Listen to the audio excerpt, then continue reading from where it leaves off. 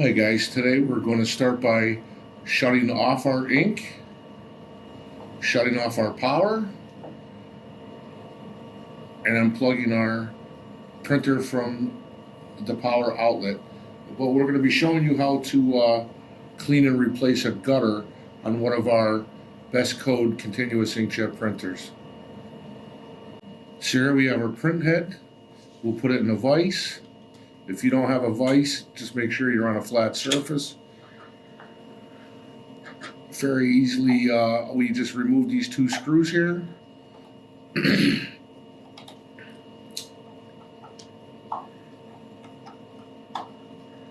now our gutter is out.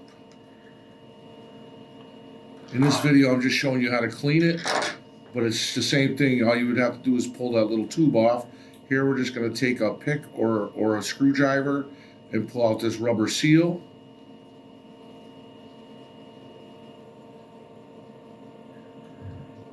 We'll take our MEK or whatever cleaner you use in the printer, such as acetone, and we're just going to clean the surface, make sure we get all the ink off.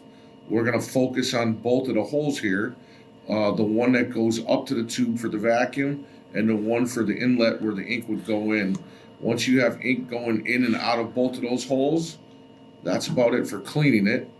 We're going to go ahead and put this seal back in. It only goes in one way, so you don't have to worry. You just follow the way that it goes. And that's it, pretty much. We'll go ahead and put our screws back in to hold it. And of course, when you have this back in, you're probably going to have to realign our jet. And you could find that video on how to align a jet on one of our other BestCode videos. But that's about it, guys. If you were going to replace it and not clean it, here is the package. Here's the part number, gutter series 8.